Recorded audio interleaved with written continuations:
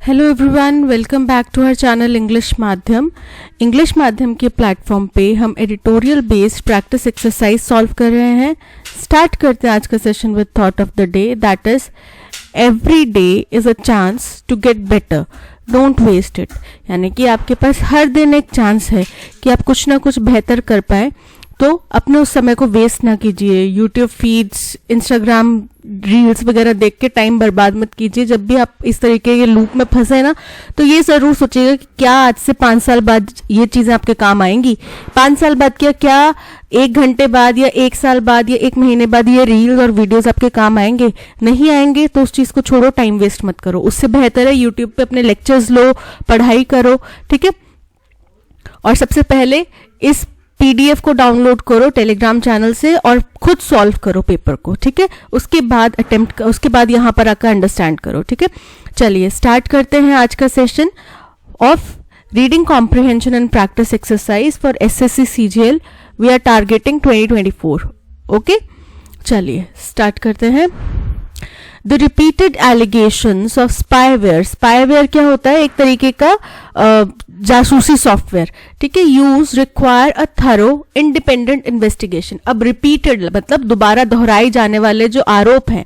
अब दोहराए जाने वाले क्यों? क्योंकि पिछले साल भी जो एक पेगासस करके एक वायरस है, मतलब सॉफ्टवेयर है, उसका इस्तेमाल होने की आशंका संभावना बताई गई थी, जिसके ऊपर जांच की जा रही थी।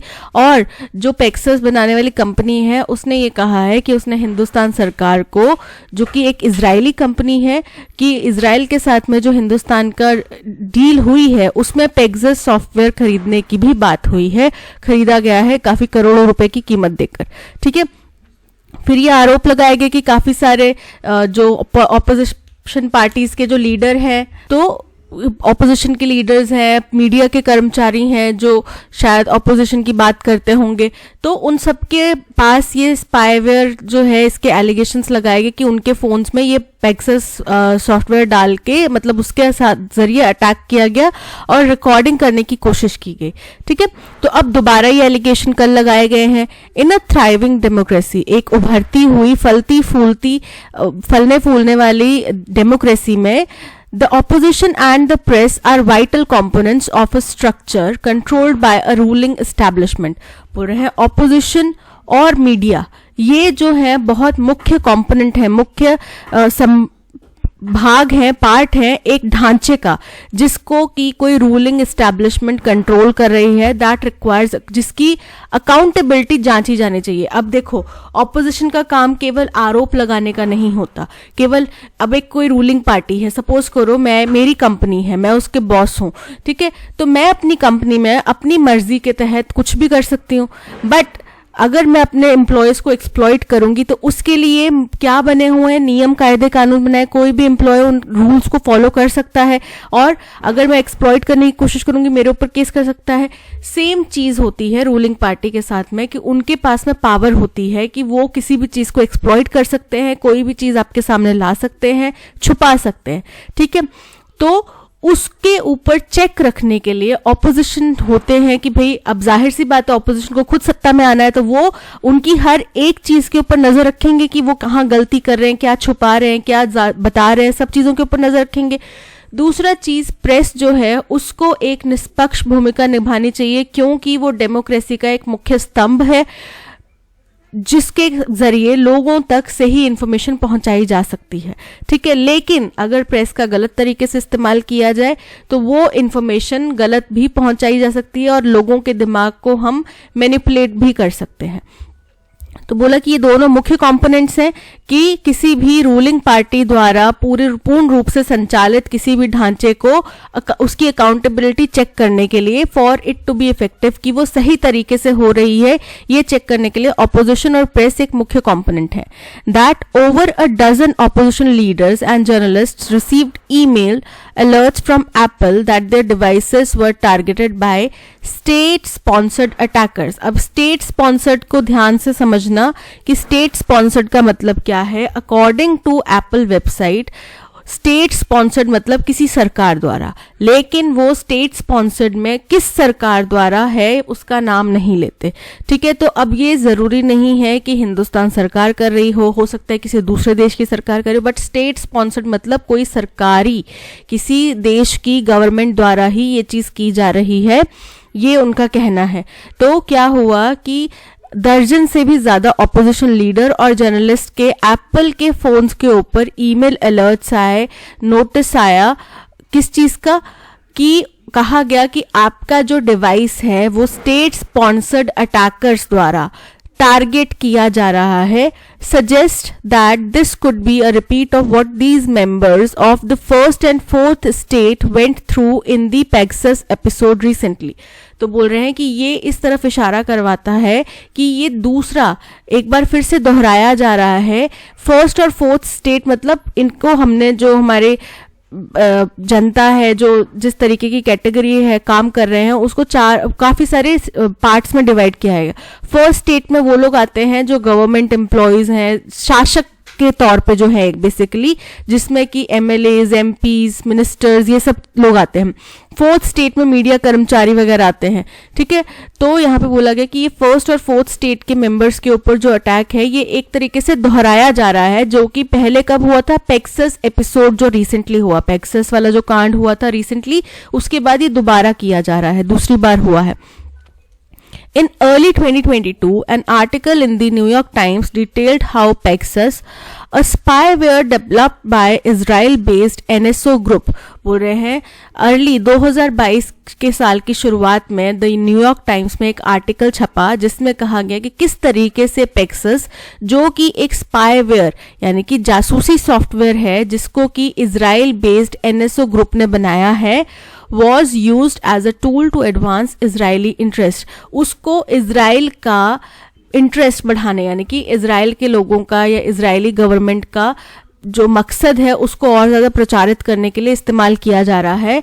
As Tel Aviv offered it to other countries, क्योंकि तेल अविव ने इसको बाकी देशों को भी बेचने के लिए हामी भर दी है, दूसरे देशों को भी ऑफर किया है, which used it against opposition leaders, जिन्होंने इसका इस्तेमाल ऑपोजिशन लीडर्स के, जर्नलिस्ट के और डिसिडेंट्स मतलब वो लोग जो सरकार, जो रूलिंग पार्टी है, जो रूलिंग सरकार है उसके अगेंस्ट में कुछ बोलते हैं या सोच रखते हैं या उनके अगेंस्ट में कुछ कार्रवाई करते हैं, चाहे वो एनजीओ हो सकती है, कोई नॉन गवर्नमेंट कोई सदस्य हो सकता है, कोई जर्नलिस्ट भी नहीं हो, ऑपोजिशन का लीडर भी नहीं, कोई आम आदमी हो बट प्रोमिनेंट हो, जिसकी बात लोग समझते हैं बट वो सरकार से विपरीत विचारधारा रख रहा है, उनको बोला जाता है डिसिडेंट्स। तो इन लोगों के ऊपर जासूसी की जा सके। इन जुलाई 2021 अ रिपोर्टर्स कंसोर्टियम मतलब रिपोर्टर्स का एक संघ, ग्रुप, द पेगासस प्रोजेक्ट, बोल रहे हैं 2021 में रिपोर्टर के कंसोर्टियम का द पेगासस प्रोजेक्ट फाउंड, उसका नाम क्या था, रखा गया द पेगासस प्रोजेक्ट। उन्होंने पाया found that at least 40 journalist, cabinet ministers and other officials in India were possibly subject to surveillance using Pegasus software, कि लगभग 40 जर्नलिस्ट, कैबिनेट मिनिस्टर्स और दूसरे ऑफिशियल अधिकारी जो हैं हिंदुस्तान में, उनके ऊपर शायद हो सकता है कि पेगासस सॉफ्टवेयर का इस्तेमाल करके नजर रखी जा रही हो। सर्वेलेंस मतलब निगरानी रखना। Supreme court of India panel, फिर क्या किया गया, सुप्रीम कोर्ट ऑफ इंडिया का एक पैनल बनाया गया, however found no conclusive evidence of this spyware on 29 phones that it had examined. लेकिन सुप्रीम कोर्ट द्वारा जो पैनल गठित किया गया उसमें उनके पास में ऐसा कोई भी एविडेंस सामने नहीं आया। उनने 29 फोन्स की जांच करी और उसमें कोई भी ऐसा एविडेंस नहीं आया जिसमें इस स्पाईवेयर का, इस जासूसी सॉफ्टवेयर का इस्तेमाल होता हुआ दिखाई दिया हो। But the apex court has also noted tellingly that The union government was not cooperating with the panel, लेकिन कोर्ट ने ये भी कहा कि भाई केंद्र सरकार जो है वो हमारे साथ में कोऑपरेट नहीं कर रही थी इस जांच के दौरान में। ठीक है, ये उन्होंने जरूर कहा। Okay, unlike the Indian governments lackadaisical and dismissive approach. अब लैकेडेसिकल मतलब होता है अनइंटरेस्टेड, कि हमें कोई फर्क नहीं पड़ता, हम इसमें ज्यादा करना नहीं चाहते। तो जैसा कि हिंदुस्तान की सरकार का जो लैकेडेसिकल यानी कि अनइंटरेस्टेड और डिसमिसिव यानी कि नहीं नहीं ये तो सच नहीं है, बिल्कुल खारिज कर दो, ये तो सच नहीं है, तो झूठ है, ऐसा कुछ नहीं है, ऐसी जो अप्रोच रही है उसके विपरीत किसके लिए उनकी अप्रोच रही है, एनएसओ ग्रुप और उसके प्रोडक्ट्स के लिए, उसके विपरीत which the NYT reported as allegedly bought by Indian government। जो NSO ग्रुप का ये जो प्रोडक्ट है जिसके बारे में द न्यूयॉर्क टाइम्स में कहा गया कि हिंदुस्तान सरकार द्वारा ये खरीदा गया है इजराइल से as part of $2 billion package including sophisticated weapons and intelligent gears in 2017। कि 2017 में जब हमने इजराइल से कुछ वेपन्स और कुछ इंटेलिजेंस के उपकरण खरीदे हैं तब ये सॉफ्टवेयर भी वहां से खरीदा गया है। तो इस जिसके लिए भारत सरकार का रवैया ये रहा है कि नहीं नहीं ये तो झूठ है, ये तो है ही नहीं है, ये तो बिल्कुल बकवास रिपोर्ट है, ऐसा कुछ नहीं है। और तो उसके विपरीत दूसरे देशों की जो सरकारें हैं, other governments in the west implemented stringent steps following the disclosures on spyware use। तो उसके विपरीत दूसरे देशों में क्या हुआ है, बहुत ही कठोर स्टेप्स उठाए गए हैं। किसके बाद, जब पता चला कि भाई इस स्पाईवेयर का यूज किया जा रहा है, उसके बाद में इसके बहुत ज्यादा कठोर स्टेप्स उठाए गए हैं, इंप्लीमेंट किए गए हैं। Apple's iPhones are used by nearly 20% of smartphone users worldwide। बोल रहे हैं एप्पल के जो आईफोन्स हैं वो लगभग 20% लोगों द्वारा इस्तेमाल किए जाते हैं दुनिया भर में, and bye nearly 7% of such users in India, और 7% इसके यूजर्स हिंदुस्तान में भी मौजूद हैं, largely for their diverse facilities and robust security provision. और बेसिकली क्यों यूज किया जाता है एप्पल, क्योंकि उसमें फैसिलिटीज बहुत ज्यादा है, डाइवर्स है, और उसका सिक्योरिटी फीचर जो है वो बहुत मजबूत है। Researchers had found that spyware software such as Pegasus has targeted iPhones and the operating system iOS as early as 2016। बोल रहे हैं रिसर्चेस में ये पाया गया है कि स्पाईवेयर सॉफ्टवेयर जैसे कि Pegasus इन ने आईफोन्स के ऊपर 2016 और उसके ऑपरेटिंग सिस्टम जो है iOS उसके ऊपर 2016 से भी आक्रमण करना शुरू कर दिया है। And Apple had come up with updates to fix Pegasus exploits. और एप्पल ने काफी सारे अपडेट्स, काफी सारे चेंजेस भी किए हैं अपने सॉफ्टवेयर में ताकि ये Pegasus वाला जो कांड है इसके अटैक से अपने फोन को बचा सके। Besides going on to sue NSO, और इसके बाद में इन्होंने और क्या किया है, साथ ही साथ इन्होंने एनएसओ को ऊपर केस भी किया है। The company clarified that the alert sent now did not accuse a specific state actor। बोल रहे हैं कंपनी ने ये बात तो साफ करी है कि इस वक्त पे वो किसी भी सरकार का नाम नहीं ले रहे हैं, उसको एक्यूज नहीं कर रहे हैं। It also said that it would not be able to disclose how the targets were discovered। और उन्होंने ये भी कहा कि हम ये भी नहीं बताएंगे कि हमें कैसे पता चला कि भाई किस किस व्यक्ति का फोन टारगेट हो रहा है, ठीक है। But reiterated that the alerts had to be taken seriously। लेकिन उन्होंने इस बात को दोबारा दोहराया है कि जो हमने अलर्ट्स भेजे हैं आप उनके ऊपर गौर कीजिए, क्योंकि ये बहुत सीरियस चीज है। आप इसको ऐसे नहीं ले सकते कि मजाक में कि हम अपना डिस्क्लोज नहीं करें कि हमने कैसे पता लगाया कि आपका फोन टारगेट हो रहा है तो आप हमारे ऊपर विश्वास ही ना करें। करना नहीं करना आपकी मर्जी है, बट हम आपको सीरियसली बता रहे हैं, सिंसियरली बता रहे हैं कि आपका फोन अटैक हो रहा है, ठीक है। Yet with the specific targets being opposition leaders and journalists, the question whether it is the ruling establishment that is subjecting them to surveillance is important। बोल रहे हैं हालांकि फिर भी जो स्पेसिफिक जिनको एप्पल से नोटिस आया है, अलर्ट्स आए हैं, सिक्योरिटी अलर्ट आए हैं, वो ज्यादातर लोग या तो ऑपोजिशन लीडर हैं या जर्नलिस्ट हैं। तो क्योंकि सत्ताधारी पार्टी के कोई भी व्यक्ति का नाम इसमें नहीं आया है तो ये सवाल उठना फिर लाजमी हो जा रहा है कि क्या सत्ताधारी पार्टी का इसमें हाथ है, क्या वो इस सर्वेलेंस पे, इस निगरानी के हिस्सेदार हैं, क्या वो इसमें निगरानी रखना चाह रहे हैं, ये सवाल बहुत महत्वपूर्ण है। This can only be verified bye an independent and empowered investigation. बोल रहे इस इसका सत्यता हम तभी जान सकते हैं जब एक निष्पक्ष, इंडिपेंडेंट, बिना किसी के दबाव के और एक ऐसी जांच हो जिसमें जो जांच करते हैं उनके पास में पूरी पावर हो, अथॉरिटी हो कि वो किससे भी सवाल कर सके और सामने वाले को भी ये हो कि वो उनका जवाब भी दे। ठीक है, अब मुझसे कोई पूछता रहे, आप मुझसे पूछें ये बता दो वो बता दो, मैं मुंह बंद करके बैठे रहूं तो आप मुझसे कैसे उगलवाओगे? ठीक है, मार लो, पीट लो, मैं नहीं बताना चाह रही, मैं नहीं बोल रही अपना कुछ भी बात आपको, तो आप नहीं निकाल सकते जांच। ठीक है, तो एम्पावर्ड इन्वेस्टिगेशन होनी चाहिए involving the apex court again, जिसमें कि फिर से हमारे देश की उच्चतम अदालत है उसको शामिल किया जाना चाहिए। Which should this time around compel the union government to cooperate, जिसको अब यूनियन गवर्नमेंट को यानी कि केंद्र सरकार को मजबूर करना चाहिए कि वो सहयोग करें जांच में।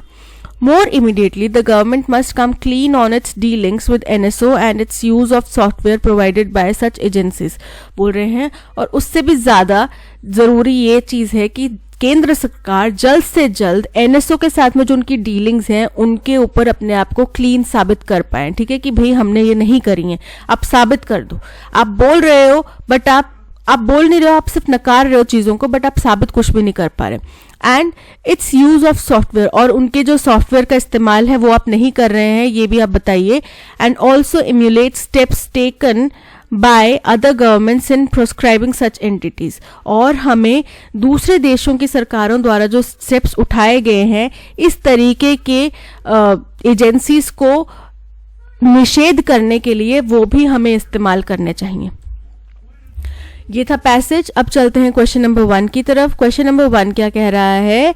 What did the supreme court of India panel conclude about the spyware on the phones they examine. तो उनको तो यही लगा ना कि नहीं ऐसा कुछ भी नहीं है, जो 29 फोन्स उनको मिले उसमें तो कोई उनको एविडेंस मिला नहीं। They found conclusive evidence of spyware on all phones, incorrect है, उनको एविडेंस नहीं मिला। They found the union government was fully cooperative, ये तो इनकरेक्ट है, उन्होंने बोला केंद्र सरकार ने इसमें कोई सहयोग नहीं करा। They found no conclusive evidence of the spyware on 29 phones, बिल्कुल करेक्ट है। So option C is correct. Which of the following statements is true based on the given passage? The Pegasus software was developed by Tel Aviv based NSO group। बोल रहे हैं कि Pegasus software जो है tell Aviv में based एक NSO group द्वारा बनाया गया है, जो कि बिल्कुल करेक्ट है। Option A is correct. When did researchers find that spyware software such as Pegasus had targeted iPhones and iOS? तो उनको 2016 से शुरुआत होने का पता चल गया था ना, कि 2016 से पता चल गया था कि भाई पेगासस अटैक कर रहा है, और जिस वजह से आईफोन ने अपना सॉफ्टवेयर भी अपडेट करा है ऐसे अटैक से बचने के लिए। So option C 2016 is correct. Based on the passage which of the following can be inferred about Apple's recent alerts concerning cyber attacks. बोल रहे हैं पैसेज के अनुसार इनमें से कौन सी बात जो एप्पल के रीसेंट जो अलर्ट्स आए हैं उनके बारे में, साइबर अटैक्स के द्वारा के लिए जो चिंताजनक अलर्ट्स आए हैं उनके बारे में कौन सी बात सही है? Apple accused specific state actor of the cyber attacks, incorrect है। एप्पल ने बोल दिया कि हम साफ तौर पे किसी भी स्टेट का नाम नहीं ले रहे हैं। Apple provided detail methods on how they discovered the targets, incorrect. उन्होंने बोला कि हम ये भी नहीं बता सकते कि हमने कैसे पता लगाया किन किन के फोन पे ये टारगेट्स किए जा रहे हैं। Apple primary concern is to seek revenge on NSO by suing them, incorrect है। एप्पल उनसे बदला थोड़ी लेना चाहता है। Apple emphasized the importance and seriousness of the alerts despite not disclosing specific details, option D is correct. कि भाई Apple ने जोर दिया है इस बात पे कि आप इसकी गंभीरता को, इसकी इंपॉर्टेंस को समझो, जो हमने अलर्ट भेजा है इसके पीछे मत पड़ो कि हमने कैसे पता लगाया। कि आप आम खाओ, गुठलियां मत गिनो, ठीक है, आम खराब है नहीं है वो हमने आपको बता दिया है। Based on the tone of second paragraph, how does the author view the Indian government's approach to NSO group and its products? जो राइटर हैं उन्होंने ये कहा था ना कि भाई इंडियन गवर्नमेंट की जो अप्रोच है वो काफ़ी लैकेडिसिकल है और डिसमिसिव है, जिसका मतलब है कि वो स्टेट जो हमारी जो सरकार है उसके लिए काफ़ी क्रिटिकल अप्रोच बता रहे हैं कि भाई सरकार की अप्रोच सही नहीं है। So option C critical is correct. What is the main theme of the passage? The global popularity of Apple's iPhone, क्या ये मेन थीम है? नहीं. Israel's foreign policy and its use of pacts for international relations, क्या ये main theme है? No. The alleged use of spyware to target opposition leaders, journalist and the Indian government's response. Option C बिल्कुल correct है. हमने यही बात का जिक्र करा है कि क्यों ऑपोजिशन लीडर्स को और जर्नलिस्ट को टारगेट किया जा रहा है और केंद्र सरकार क्यों सहयोग नहीं की उनने पहले भी जांच में, और अब उसका रवैया क्या है और क्यों अभी तक उस पर कोई जवाब नहीं आया है. ठीक है. Online settlement of claims by heirs of deceased account holders and flexibility for submission of life certificates by pensioners are among the slew of customer centric incentives listed in the report. अब कोई report आई होगी जिसमें बताया गया कि भाई उस report का मकसद क्या है कि ऑनलाइन सेटलमेंट हो पाए. जैसे कोई व्यक्ति अगर खत्म हो गया है तो उसका जो आगे वंशज है, वारिस है, वो ऑनलाइन सेटलमेंट कर पाए उस अकाउंट की, और पेंशनर्स जो हैं उनको फ्लेक्सिबिलिटी मिले कि वो अपने लाइफ सर्टिफिकेट जो है वो आराम से सबमिट कर पाए. तो ये कुछ कस्टमर सेंट्रिक इनिशिएटिव्स हैं जो कि इस रिपोर्ट में लिखे गए हैं, लिस्ट किए गए हैं. Besides a centralised know your customer, KYC करवाते हैं ना, तो बोल रहे हैं कि एक केंद्र, एक सेंट्रलाइज मतलब कि एक ही जगह पे सारा डेटा होगा, वैसे एक नो योर कस्टमर डेटाबेस होने के अलावा it suggest that operations of account should not be stopped pending periodic KYC updates. कि अगर पीरियोडिक समय समय पर KYC होगा, उसकी अपडेट अगर नहीं की गई है तो अकाउंट जो है वो बंद नहीं होना चाहिए. ठीक है. Penal action has been proposed against entities failing to meet the standards and rewards for those making systematic updates. और बोल रहे हैं कि कानूनी कार्यवाही होगी उन लोगों के ऊपर जिन्होंने इसके अंदर जो स्टैंडर्ड्स बनाए गए हैं, जो रूल्स दिए गए हैं वो फॉलो नहीं करेंगे, और जो लोग समय समय पर अपग्रेड करेंगे, समय समय पर जो सिस्टम में जो भी अपडेट्स आता है, अपग्रेड्स आते हैं वो करेंगे, तो उनको रिवॉर्ड्स दिए जाएंगे. A time limit has been sought for the return of property documents after the closure of the loan account. बोल रहे हैं एक टाइम लिमिट बना दी गई है, फिक्स टाइम दे दिया गया है कि आप इतने अंतराल तक किसी भी व्यक्ति के, अगर उसने अपना लोन सबमिट कर दिया है पूरा, तो उसके प्रॉपर्टी के पेपर्स उसको इस समय तक मिल जाने चाहिए. Fehling which a penalty should be imposed on the lender. अगर ये समय पर नहीं दिए जाते, जब सपोज करो कि आपने मुझसे लोन लिया, ठीक है, और आपने अपनी प्रॉपर्टी उधर गिरवी रख दी, फिर आपने मेरे को लोन दे दिया और मुझे कहा गया है कि आपने अपना लोन चुकाने के 1 महीने के अंदर मुझे आपको आपकी प्रॉपर्टी के पेपर्स देने हैं वापस, बट मैं नहीं देती हूँ. तो अगर मैं आपको नहीं देती हूँ तो मेरे ऊपर फिर क्या होगा, कानूनी कार्रवाई होगी, मुझे पेनल्टी देनी पड़ेगी. The recommendations of an expert panel set by the Reserve Bank of India are much needed booster dose to improve customer services in the banking sector.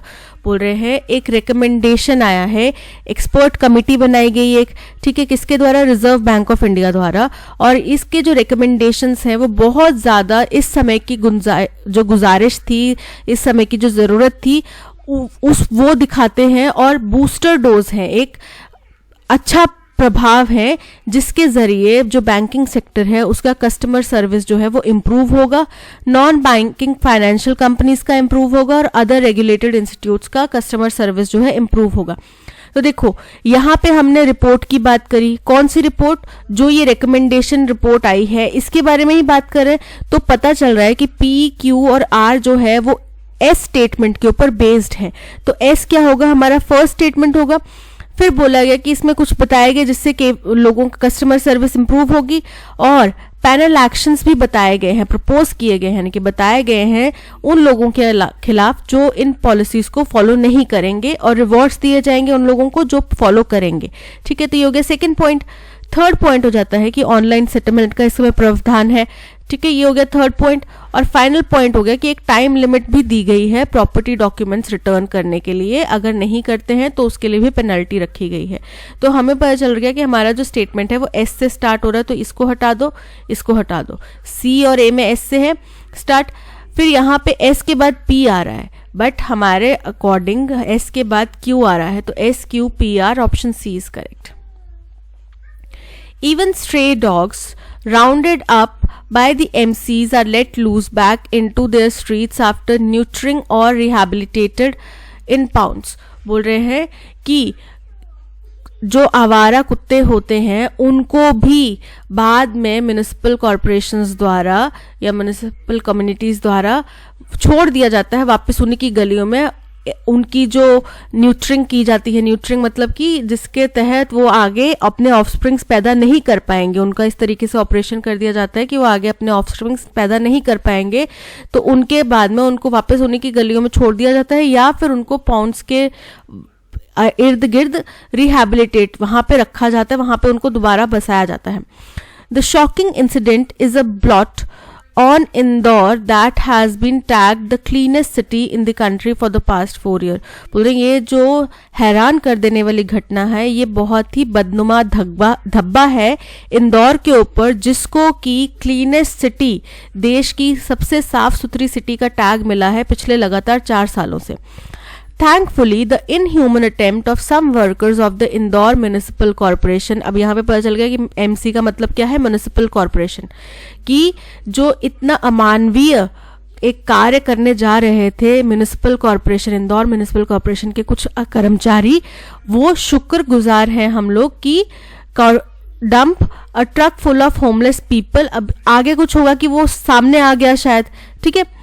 तो किसको क्या कर रहे थे वो, जो वहां पे होमलेस यानी कि जिनके पास कोई घर नहीं होता, जो बाहर सड़कों किनारे और झुग्गी झोपड़ियों में सोए होते हैं, सड़कों किनारे सोए होते हैं, उन लोगों का एक ट्रक भर के उन्हें क्या किया, डंप करने की, उनको कहीं पे छोड़ने की कोशिश करी, including the frail and elder, जिसमें बूढ़े लोग भी शामिल थे, who they had gathered on the highway in the freezing cold, जिनको उन्होंने हाईवे से उठाया था कपकपाती ठंड में, बर्फ जमा देने वाली ठंड में, was thwarted as villagers of the area protested after catching them red handed।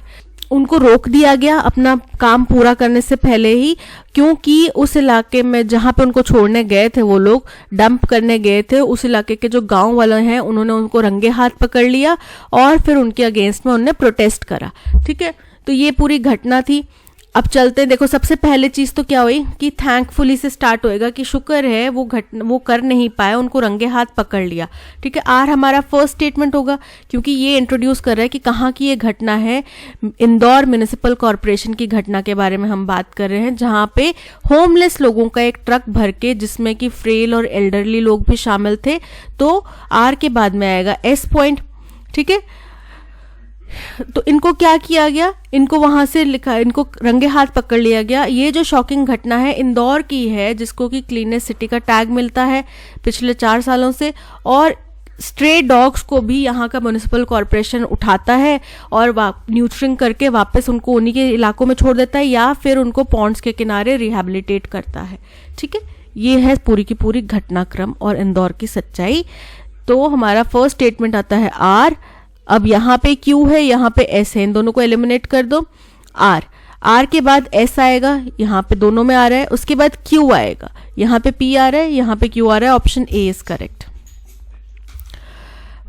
Which word can replace ferocious. Ferocious का मतलब होता है बहुत ही आक्रामक, खतरनाक, बहुत एग्रेसिव, ठीक है। तो हमें फेरोशियस का सिनोनिम यहाँ पे डालना है, एग्रेसिव इसका सिनोनिम है, so option A aggressive is correct. His amazing performance made him famous। Amazing का एंटोनिम बताना है, अमेजिंग मतलब बहुत शानदार, बहुत उम्दा, तो एंटोनिम क्या हो जाएगा, ऑर्डिनरी, साधारण सी। कॉलियरी मतलब कोयले का खदान।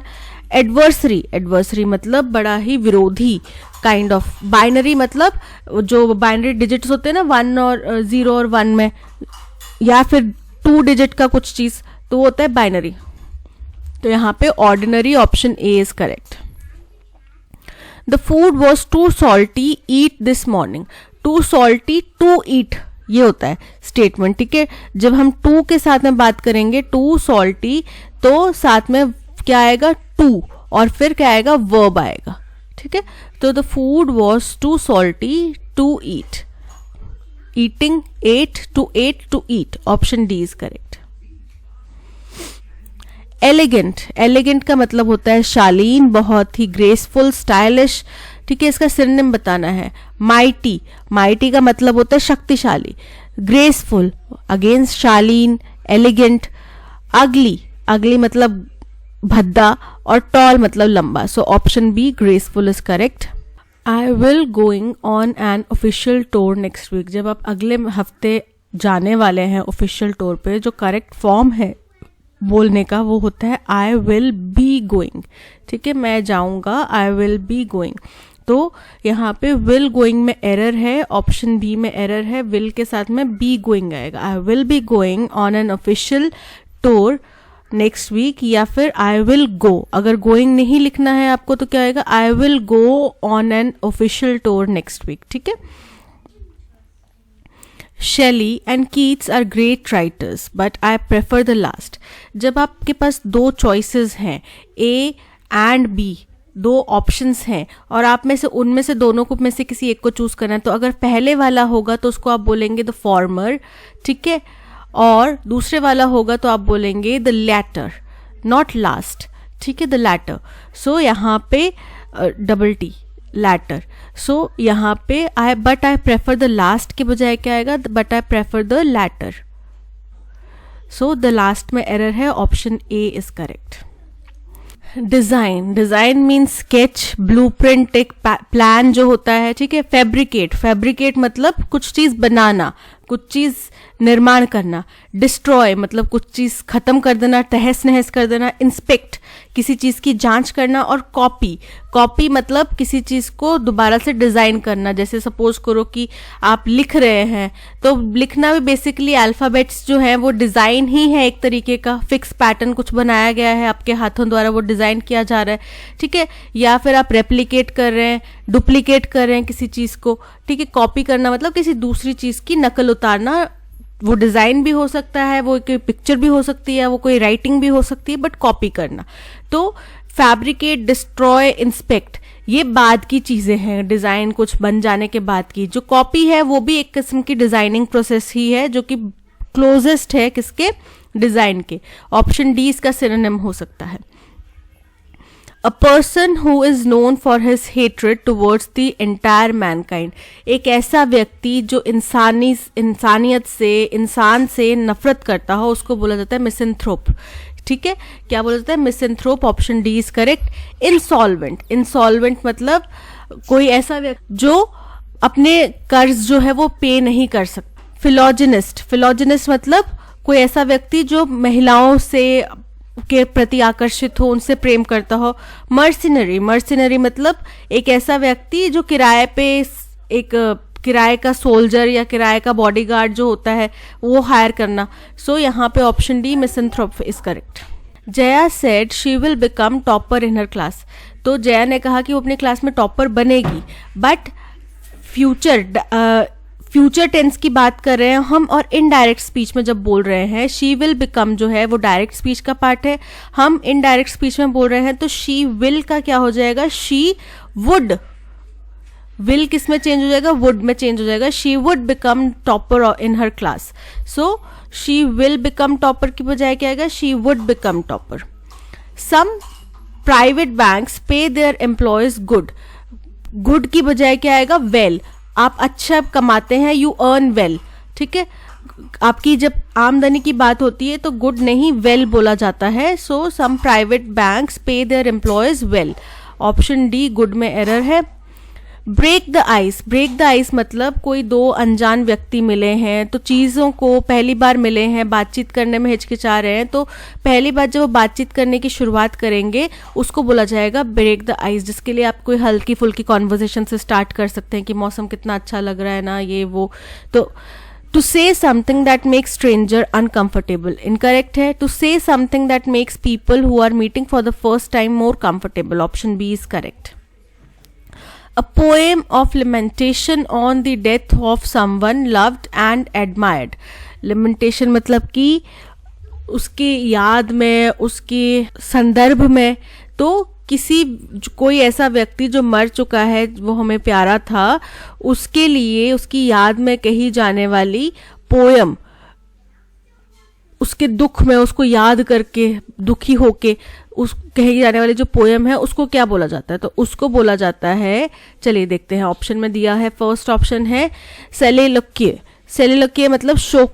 सेलिलोक्य मतलब कि आप अपने विचारों को, चाहे आपके आसपास में कोई नहीं भी है, पर होता है ना हमारे दिमाग में कुछ ना कुछ थॉट्स चल रहे होते हैं, बट कभी कभी हम अपने आप में बड़बड़ा रहे होते हैं, तो वो आप अपने विचारों को बाहर खुल के बोल रहे हैं, जोर से बोल रहे हैं, चाहे आपके पास आसपास कोई सुनने वाला नहीं भी है। एलिजी, एलिजी मतलब शोक कविता। ट्रेजेडी, ट्रेजेडी मतलब कोई त्रासदी, कोई दुखद घटना। और एपिटैप मतलब समाधि का जो लेख होता है, जो टोम्बस्टोन होती है ना, किसी भी कब्र के ऊपर जो टोम्बस्टोन होती है उसके ऊपर जो लिखा जाता है, यूलॉजी लिखी जाती है, कुछ भी वर्ड्स लिखे जाते हैं, वो उसको बोल देते हैं एपिटैफ। तो बोल रहे हैं यहाँ पे option B elegy is correct. Language is dash of the most fundamental aspects of human communication and interaction। बोल रहे हैं लैंग्वेज इंसानों को कम्युनिकेट करने और इंटरैक्ट करने का सबसे मूलभूत एक एस्पेक्ट है। तो बहुत सारे एस्पेक्ट हैं कम्युनिकेट करने के, उनमें से एक है ना, तो one of the most fundamental होगा। It allows people from different cultures to connect and dash ideas. ये एक अलग अलग कल्चर के लोगों का एक दूसरे से जुड़ने का और अपने आइडियाज को शेयर करने का या एक्सचेंज करने का एक जरिया है। While many individuals grow up learning just one language, जब कई लोग जो है केवल एक ही भाषा सीखते के बड़े होते हैं, there are a variety of reasons why learning a second language can be beneficial।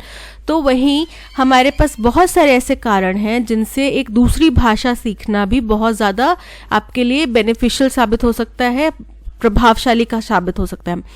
Dash it can improve cognitive abilities बोल रहे हैं। फॉर एग्जाम्पल हो सकता है, या फिर सच एज हो सकता है, या फिर फॉर एन इंस्टेंस हो सकता है कि ये बहुत सारी हमारी, फॉर एग्जाम्पल हो सकता है, फॉर इंस्टेंस हो सकता है कि ये क्या कर सकता है, हमारी कॉग्निटिव एबिलिटीज को इम्प्रूव कर सकता है, हमारे जॉब प्रोस्पेक्ट को और इम्प्रूव कर सकता है, बढ़ा सकता है, और फैसिलिटेट ट्रैवल एंड कल्चरल इमर्शंस, यानी कि दूसरे देश में जाके ट्रैवल करना, दूसरी जगहों पे जाके ट्रैवल करना, वहाँ के कल्चर को अपनाना, समझना, ये सब चीज़ों में हमें मदद दे सकता है।